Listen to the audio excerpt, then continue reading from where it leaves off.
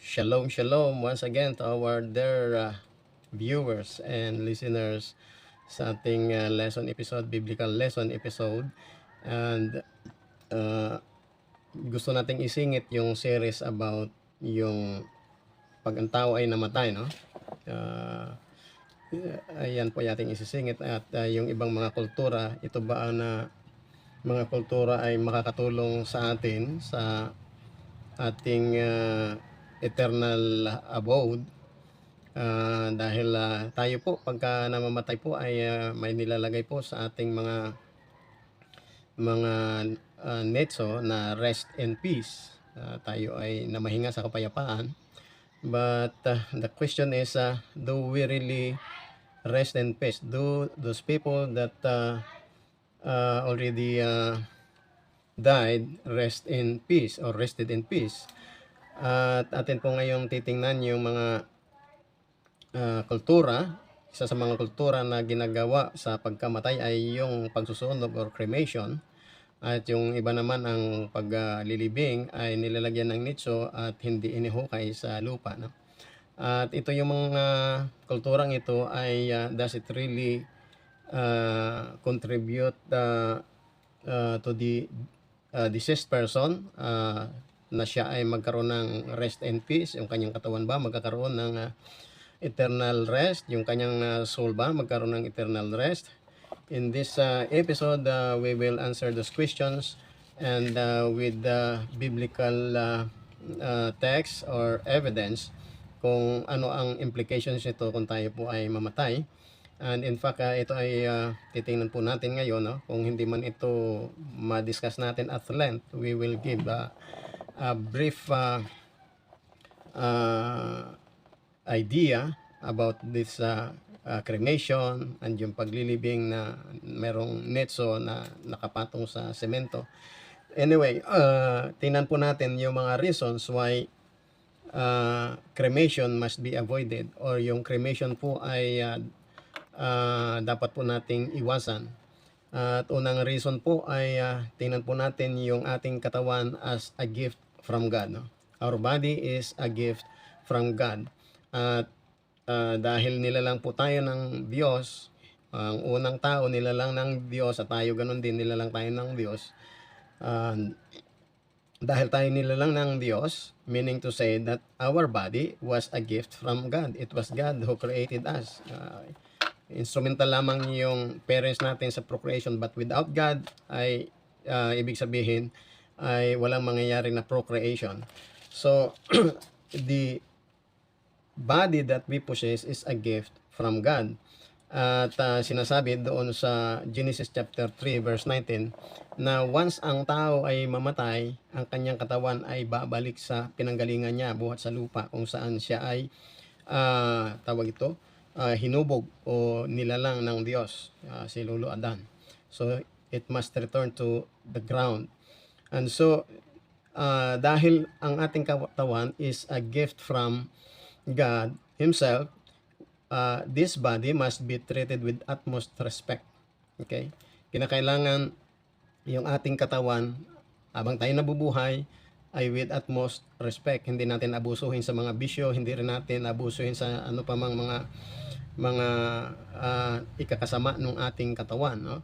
Yung pag-inom ng lason, yung mga ganyan, ano po. At yung mga pag-iinom, paninigarilyo, nakakasira po ng katawan niyan. So meaning to say, pag ginawa po natin yung mga ganyan, ay we are not respecting the gift of God, which is our body. And so, once a person died, pag namatay ang isang tao, sang-ayon sa Bible, sa Deuteronomy chapter 21 verse 23, that he must be buried at the same day when he die, at siya ay ililibing, no? Ang paglilibing nito ay buried to the ground, no? Hindi siya sisimentohin bago ipatong lang doon sa semento. It must be buried, no? The deceased body must be buried beneath the ground. Dahil yan ang sinasabi doon sa Genesis chapter 3 verse 19 that the body will return to the ground where he came from, okay, na kung saan siya inanyuan ng Panginoong Shem. And so if In the case of cremation, yung gagawing abo, yung katawan ng isang tao pag namatay, cremation ay violate this verse that the body must return to the ground. Kasi sa cremation, once na ang isang human body ay na-cremate at naging abo na ito nilalagay sa isang gusi o isang lalagyan, vessel, at ito ay karaniwan na nilalagay sa mga altar o sa loob ng kwarto, sa loob ng tahanan. And that kind of culture, yung ganong uri ng paggawa natin sa mga namatay, ay tawag ito, it violates the very verse that speak that our body must return to the ground. Okay? Ang Diyos po ang nagsasalita po riyan. So, meaning to say, the human body must be buried upon death. Okay? The same day, at the same day, no? Sa ngayon sa Deuteronomy chapter 21, verse 23, at the same day, he must be buried so that the body will reach the eternal rest as expeditiously as possible. Okay? So, yung iba, ito ay nilalamayan pa ng kung ilang araw, ilang linggo bago ilibing. No? So, ang katawan hindi magre-rest immediately to the ground. Okay? At kaya nga, itong ganitong kultura na ang paglibing ay sa araw din ng kanyang kamatayan, ay ito po ay prevalent doon sa mga Abrahamic descendants, kagaya ng mga Muslim, no? At the same day, sila ay naglilibing kasi that was an Abrahamic culture. Ganon din ang mga Hudyo, mga Israelita. They buried them their death upon death. Yung disease nila, sa araw na yun, nililibing na din. Okay? So, second reason why cremation must be avoided or we must not do it, is that because of the belief in resurrection. Dahil sa pananampalataya sa resurrection. At alam po ba natin na doon sa Ezekiel chapter 37 ay mayroong pinakita kay Prophet Ezekiel yung valley, isang valley na puno ng mga dry bones, matagal nang nangamatay. And tawag po ito, inutusan sa panang Diyos na ito ay maging instrumental siya para ito'y ma-resurrect or mabuhay na maguli. And so therefore, ang bones po ay napakahalaga during resurrection or the restoration of his life. So the bones is a potential part, represent a potential for life to be restored. At sang-ayon nga doon sa Exodus chapter 13 verse 19 ay si Joseph, the patriarchs, one of the 12 patriarchs or children of Israel, ay naghabilin siya sa kanyang mga kamag-anak, sa kanyang angkan, na pag siya namatay sa Egypt, ay ang kanyang labi, ang kanyang buto ay dadalhin sa promised land at doon mailibing, no? Dahil una sa lahat ay yun ang libingan ng mga banal na tao doon sa Macpela. And so Joseph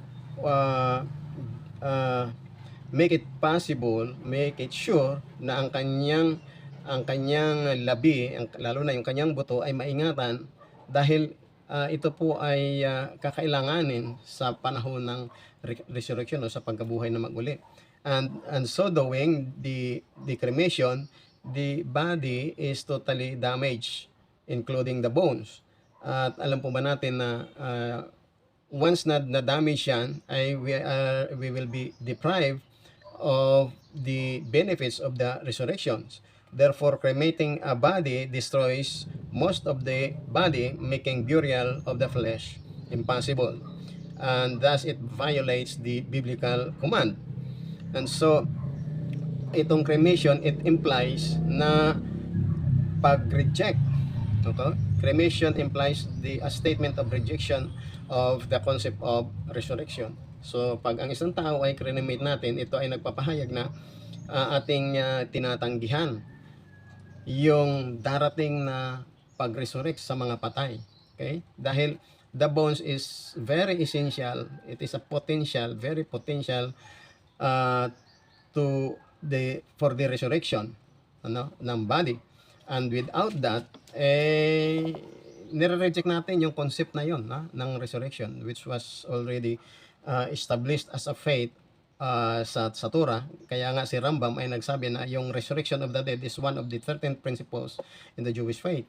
And so by cremating our body upon death, or cremating a human body upon death, deprives that benefits upon the resurrection. So, third reason why we must avoid cremation is that our responsibilities, ang ating mga responsibilities, mga dapat nating gawin, no? Human body, ang ating human body, hindi natin po ito pag-aari, hiram lang po natin ito sa Panginoong Diyos na siyang lumalang po sa atin. And so, since God owned our body and not us, it was on loan to a person. Ito'y parang pinahiram lamang sa atin, no? And since ito'y parang pinahiram lamang sa atin ng Panginoong Diyos dahil siya ang naglalang nitong ating katawan, sangayon kay Rambam, ay it must be returned to the owner in its entirety and just as it was given. So, kung paanong ito'y binigay sa atin, ang ating katawan ng Panginoong Diyos na naglalang sa atin ng buong buo, okay, walang kulang, walang bawas, eksaktong-eksakto, perpekto itong ating katawan ayon sa disenyo ng Panginoong Diyos. Therefore, upon death, we must return itong ating katawan in its entirety. Kaya nga, kung ito'y susunugin ang ating katawan upon death, hindi natin nagagampanan yung responsibility ng naghiram. Okay? Na hindi natin naisauli ng tama. Okay? Para bagang ang isang tao ay nanghiram ng isang bagay, no? Halimbawa, isang motor, siklo, hiniram mo sa iyong kakilala, no, kaibigan. At nang ibinalik mo ay kulang na ng isang gulong, no? So ibig sabihin hindi responsible yung nanghiram. Ganon din sa ating katawan. How much more our body is more than anything else dito sa mundong ito. And since it is a loan, since God owned our body, it is on loan unto us, and therefore it must be taken care of. Kaya kailangan alagaan natin ito at maibalik natin ng hitso, ng tama, ng wasto at ng buo sa Panginoong Hashem, kung paano ibinigay niya sa atin ito ng buo. Alright. The fourth reason that why we should avoid cremation is that man was created in God's image. Okay? Tselem Elchem. At sangayon sa Genesis chapter 1 verse 27, we are created according to His image. Or sa Hebrew ay Tselem Elchem. Okay? So therefore, any violations of human body is a violation of God Himself. Kaya nga, i-violate natin ito, sugatan natin ito, mutilate ito natin. Okay? Yung ibang tao, pumapatay na ibang tao, sinasaktan. Okay? At kung ano-ano pang ginagawa sa katawan nila. Okay? Ay sangayon po doon sa Genesis chapter 9 verse 6 ay we are committing transgressions against God because we are created in the image of God. Okay? So therefore you should not shed blood. Huwag kang papatay, no? Or any mutilations that a man can do against any person or any individual on his body. Ganon din tayo, yung self-mutilation natin, sangayon doon sa Deuteronomy chapter 14 verse 1, no?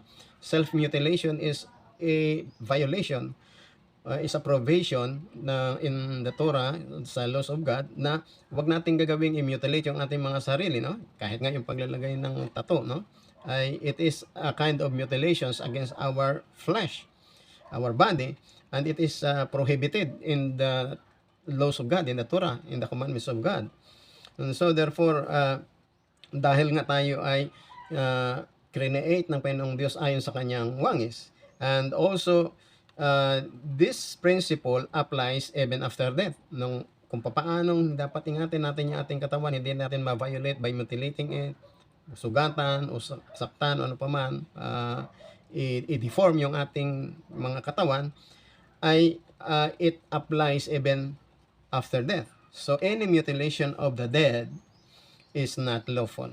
Anumang uri ng mutilation doon sa patay na katawan ng isang tao is unlawful, okay? In the biblical perspective, okay? Hindi doon sa ating sariling imahinasyon lamang. And so, therefore, cremating a human body is against the law of God implied in Genesis chapter 1 verse 27 that we are created in the image of God. And so next reason is that according to Kabbalah, since we are created in the image of God, according to Kabbalah, and this is in the Zohar 1:122b, is that the soul does not depart from the body immediately after death. Such an abrupt departure would be intensely painful for the soul. The gradual decomposition of the body allows the soul the time to slowly depart from the body and acclimate itself to its new heavenly abode. Ito isang ayon po sa Kabbalah, Suhar, and Jerusalem Talmud sa Moed Kata, no? Na ang ibig na sinasabi na ang ang soul ay hindi kaagad-agad lumilisan sa katawan ng tao after death. At kung ito man ay magkaroon ng abrupt departure o yung agarang paglisan ay would be painful, no? Maging masakit para sa soul, no? So ang proseso is mayroong gradual decomposition yung katawan ng tao, mayroong gradual, no? Hindi yung bigla-bigla pag sinunog mo wala na, abo na, no? So there must be a gradual decomposition at yan nga ay nandoon sa lupa, no? Nandoon sa lupa.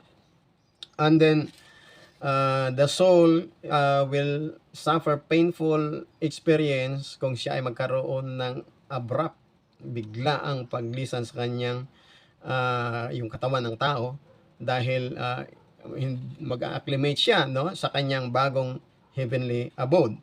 So the instant destruction of the body caused by cremation deprives the soul of this much needed adjustment period.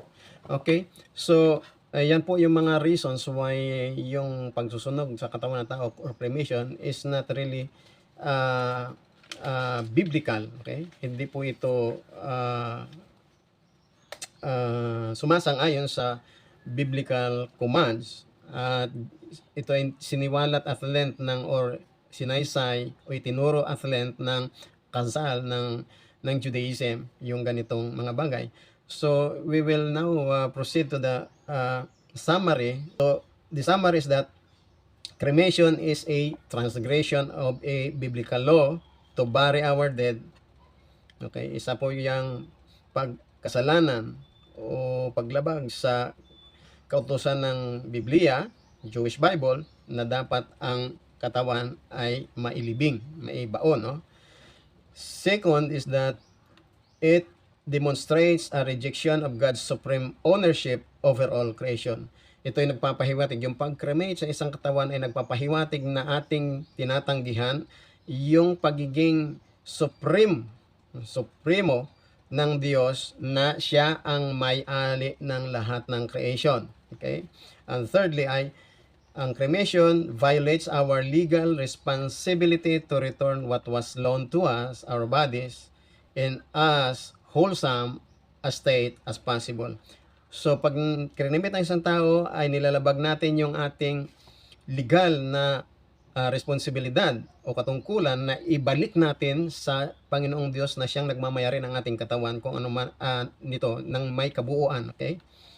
And next ay ang cremation constitutes a rejection of a belief on Shelem Elohim or created in God's image.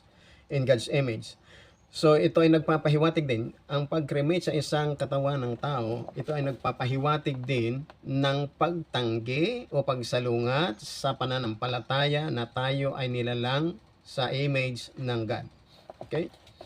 Sa anyo o sa wangis ng God.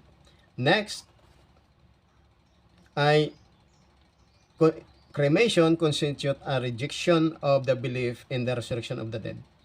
Ang pag-cremate sa isang katawan ng tao ay tumatanggi o itinatanggi natin yung paniniwala na magkakaroon ng pagkabuhay na maguli sa mga patay. Okay? So paano ka mabubuhay na maguli sa mga patay kung wala ka ng buto? Yung buto mo ay sira-sira na, wala na, naging abo na kasama ng katawan. So it constitutes a rejection of the belief in the resurrection of the dead. And next is cremation violates the biblical prohibition of following hidden practices. Kasi nga, itong pag-cremate ay ito yung isa sa mga practices ng mga heathens, ng mga pagans. Okay? Yan ang kanilang ginagawa, na hindi nila nirespeto yung human body, kaya kinikremate nila, sinusunog nila. So it is a violation of the prohibition of following heathen practices. Okay? And next is cremation upends the soul's natural separation and acclimation process, thus causing it additional untold pain.